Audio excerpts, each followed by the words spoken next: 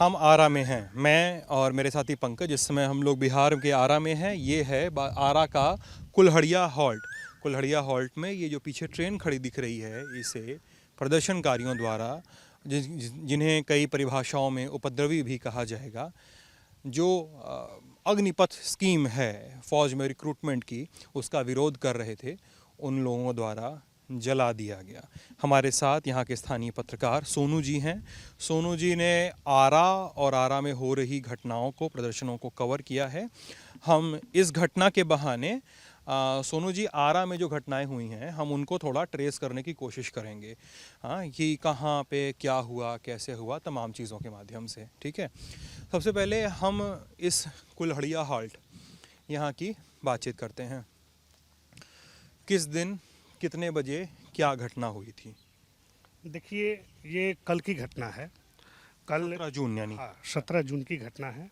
ये तकरीबन 9:30 के करीब में यहाँ जो है, सुबह से ही, ऐसे तो 9:30 में ये घटना घटी थी, आग जो लगाई गई थी ट्रेन में। सुबह के समय? हाँ, सुबह के समय में। लेकिन यहाँ जो अभ्यर्थी थे, जो आर्मी बहाली वाले हाँ। युवा, काफ़ी संख्या में, करीब 500 से 1000 की संख्या में यहाँ हाँ। युवा रेलवे ट्रैक पे उतरे थे। अच्छा, ये इस ट्रैक पे? हाँ, इसी ट्रैक पे उतरे थे। अच्छा, कहाँ से आए थे वो लोग, कुछ इसके बारे में मोटा मोटी जानकारी? हाँ, आसपास के गांव के ही जो थे। अच्छा। जैसे यहीं पास में आपको कुल्हड़िया गांव है, यहाँ के भी हैं, और अगल बगल गांव के माने जो गाँव के ही जो हैं, वो लोग यहाँ आए और उसके बाद रेलवे ट्रैक पे आगजनी पहले किए। ठीक है, आग जला के और रेलवे ट्रैक को बाधित कर दिए। बाधित करने के बाद जो छात्र थे, उनका आक्रोश धीरे धीरे बढ़ता गया, और इसी क्रम में उसमें छात्रों द्वारा जो आक्रोश, जो यहाँ छात्र थे, उनमें कुछ उपद्रवी तत्व भी थे। इसमें कोई दो राय नहीं है, इसलिए कि इस तरह की हिंसा करना उन्हीं के ये होता है। अच्छा, ठीक है, आप बोल रहे हैं कि 500 से 1000 के बीच में छात्र थे। कई कई जगह मैंने पढ़ा, कई सारी रिपोर्ट्स में भी देखा कि छात्र नारे लगा रहे थे। कुछ लोगों ने हमसे आज सुबह से बातचीत में भी कहा कि कई कई बार वो गालियां भी दे रहे थे। क्या था, क्या नारे लगा रहे थे, क्या था यहाँ पे, क्या सुनने समझने को मिला? देखिए, कुल मिलाकर अगर यूँ कहें कि वो उपद्रवी ही थे, चूँकि इसलिए कि छात्र के शक्ल में वो लोग आए हुए तो जरूर यहाँ थे, लेकिन सारे जो उपद्रवी टाइप के लोग थे, वो अपने चेहरे को गमछे से बांधे हुए थे। ठीक है, चेहरे पे गमछा बंधा हुआ था, ये मुझे कई लोगों ने बताया ना पंकज। कई सारे लोगों ने हम लोग को बताया कि चेहरे पे गमछा हमछा बंधा हुआ था। कई इलाकों में, सासाराम में भी बताया, बनारस में भी बताया लोगों ने, भभुआ रोड पे भी बताया कि चेहरे पे गमछा बांधा हुआ था लोगों ने। चेहरे पे गमछा, मास्क वगैरह जो भी था, मैंने चेहरे को ढकना, आइडेंटिटी नहीं करना चाहते थे कि हमारी ये हो। उसके बाद वो लोग केंद्र सरकार के खिलाफ नारेबाजी कर रहे थे, अभद्र भाषा का भी प्रयोग कर रहे थे, प्रधानमंत्री के और अन्य सरकार के जो रक्षा मंत्री हैं उनके खिलाफ में। उसके बाद उन लोगों का धीरे धीरे आक्रोश जो है वो बढ़ता गया, और उन लोगों के द्वारा पत्थरबाजी भी किया गया। चूँकि जो यहाँ काफ़ी कम मात्रा में ही पुलिस यहाँ उस वक्त मौजूद थी, तो उनकी टुकड़ी को देखते हुए उनका जो आक्रोश था, उनके ऊपर भी उनका आक्रोश आया। पुलिस की संख्या कम है तो अटैक कर सकते हैं वाले मामले में। हाँ, उसके बाद वो लोग पथराव किए।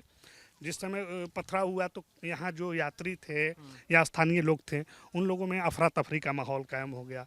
उसके बाद उनका हौसला और बढ़ता गया, और बढ़ते बढ़ते जो इंटरसिटी जो ट्रेन है, ये पटना तक जाती है, और फिर यहीं से ये खुलती भी है और ये भभुआ भी जाती है। अच्छा। ठीक है, हाँ। तो इसमें वो जो यात्री थे, उन पर भी पथराव हुआ, तो ये यात्री जो बैठे हुए थे, इसमें से उतर के भागने लगे। ये है आपकी जसडीह से झाझा, पटना, राजगीर, गया, डीडीयू, बनारस, छपरा, सोनपुर, मुजफ्फरपुर, समस्तीपुर, बरौनी, कटिहार, रक्सौल, नरकटियागंज, दरभंगा, सहरसा, काफ़ी इलाकों में कवर करती है ट्रेन। मतलब बिहार के अधिकतर ज़िलों को छू ले रही है ये ट्रेन, बनारस और चंदौली के दीनदयाल उपाध्याय समेत। जी। उसके बाद ये लोग इस जो ट्रेन में बैठे हुए यात्री थे, उन पर भी पथराव किया। तो पथराव को देख के जो यात्री बैठे थे उस समय? हाँ, उस समय कुछ ही थे, बहुत ज़्यादा नहीं, चूँकि उस समय रेल परिचालन बाधित हो गया था, हर जगह जगह पे ट्रैक जाम था, इसलिए। एक दिन पहले फसाद हो चुका था हर जगह। और उस दिन भी जो सुबह सुबह हुआ था, उस दिन भी कई जगह ट्रैक जाम था, इसलिए ट्रेन खड़ी थी। उसके बाद जब वो लोग पत्थरबाजी किए तो जो भी एक आध दो जितने भी लोग बैठे होंगे ट्रेन में वो लोग उतर गए और उतर के भागने लगे अपना मैंने सेफ्टी बचाने के ये हिसाब से। उसके बाद उपद्रवी छात्रों में से ही कुछ लोग जो है वो आए और इस ट्रेन में आग लगा दी। क्या आग लगाने की बात जो जहाँ जहाँ हो रही है, मुझे लगता है इस पे ये भी समझना चाहिए कि आग कैसे लगाई गई, क्या तरीका अपनाया गया आग लगाने के लिए। क्या वो लोग अपने साथ कुछ आग्नेयास्त्र लेकर आए थे या क्या, कैसे क्या हुआ था? देखिए, सबसे बड़ी चीज़ है कि आग लगाते हुए तो किसी ने नहीं देखा था, हमने भी नहीं देखा था, लेकिन अंदेशा ऐसा लगाया जा रहा है कि वो लोग जो छात्र थे, छात्र के रूप में जो उपद्रवी थे, वो लोग अपने साथ कुछ ऐसी ज्वलनशील पदार्थ को लेकर आए थे और उसी ज्वलनशील पदार्थ को डालकर और ट्रेन में आग लगाए हैं। ऐसी आशंका भी रेल पुलिस भी लगा रही है और स्थानीय लोग भी लगा रहे हैं कि मैंने इस टाइप से ही। आप आरा के बिहिया स्टेशन पे भी गए हैं, क्या हुआ है वहाँ पे? बिहिया स्टेशन पे संक्षिप्त में। हाँ। हाँ, बिहिया स्टेशन पे भी यही हाल था। वहाँ भी रेलवे ट्रैक को जाम किया गया था और जहाँ वहाँ जो पुराना अनारक्षित काउंटर था, वहाँ पे लूट की गई है शायद। हाँ हाँ, वहाँ पे लूट भी की गई है और उससे जो बुकिंग काउंटर था उसको आग के हवाले भी कर दिया गया था। और जो फुट ओवर ब्रिज है रेलवे का, उसमें भी तोड़ताड़ की गई थी। वहाँ काफ़ी बवाल हुआ था, यहाँ भी हुआ था। यहाँ ट्रेन में आग लगाई गई थी और पथराव किया गया था और इससे कहीं ये नहीं कहेंगे कि इससे बहुत कम था, इससे ज़्यादा उपद्रव वहाँ भी था। वहाँ भी आगजनी की गई थी बिहिया में भी और वहाँ भी पथराव किया गया था। उसमें एक एसआई को भी चोट लगी थी, एक रेलकर्मी को भी चोट लगी थी। तो वहाँ भी इस तरह से। और आप आरा के आप मतलब उस ज़िले से ताल्लुक़ रखते हैं सोनू जी, जहाँ पे सबसे अधिक उपद्रव हुआ, बिहार के उन कुछ ज़िलों में से शुमार है जहाँ पे सबसे अधिक उपद्रव हुआ। ट्रेनें जलाई गई, बिहिया में भी जलाई गई, यहाँ पे भी जलाई गई, और भी ज़िलों में जलाई गई हैं। तो इसके अलावा आरा शहर में, आरा आपके इलाके में कहाँ कहाँ पे घटनाएं क्या क्या देखने को? वो काली बोगी बोगी वही है क्या जहाँ पे जो वही बोगी है, उसको काट कर अलग कर दिया गया, हटा दिया गया। जो बोगी थी, जब आग लगी उसके बाद इसको अलग कर दिया गया क्योंकि ये बोगी बच जाए। बाकी बोगियाँ बच जाए। 3-4 बोगियाँ जो है वो जल चुकी थी पूरी तरह से। अच्छा। तो हाँ, तो इस आरा के अलग अलग शहरों में क्या हुआ सर? आरा में जैसे बिहिया में हुआ था, बिहिया में बुकिंग काउंटर जो था वहाँ लूटपाट की गई। वहाँ हाँ आग, वहाँ ट्रेन नहीं जलाई गई थी, वहाँ लूटपाट की गई थी और बुकिंग काउंटर में आग लगा दिया गया था। उसके बाद उसके ठीक एक दिन पहले यानी 16 तारीख को आरा में भी जमकर तांडव मचाया गया था, जहाँ रेलवे ट्रैक को करीब 4 घंटे तक, यूँ कहें कि 4 घंटे तक रेलवे ट्रैक को पूरी तरह से जाम कर दिया गया था, बाधित कर दिया गया था। और वहाँ जो थे वहाँ भी उपद्रवी तत्व द्वारा जमकर तांडव मचाया गया था। वहाँ स्थिति ये थी कि जो स्टेशन पे जो दुकानें थी, जो पानी बिस्किट वगैरह की जो दुकानें होती हैं, स्टॉल होती हैं, उनमें भी लूट मचाई गई थी उन उपद्रवी तत्वों के द्वारा। उस दुकान में भी लूटपाट की गई थी और उसको देख के भी स्थानीय लोग काफ़ी आक्रोशित थे, क्योंकि इसलिए कि आप प्रदर्शन कर रहे हैं, जाहिर सी बात है, आप मांग कीजिए लेकिन आप हिंसा के रास्ते पे मत जाइए, ये लोगों का ये कहना था। तो बाकी आप पत्रकार भी, आपकी रिपोर्ट्स मैंने देखी थी जो आप पीछे बाबा फसाद चल रहा है और आप आगे रिपोर्ट कर रहे हैं, तो कैसे, मतलब संक्षिप्त में अगर बात करें तो सुरक्षा बलों ने कैसे कार्रवाई की और आपने अपना बचाव कैसे किया?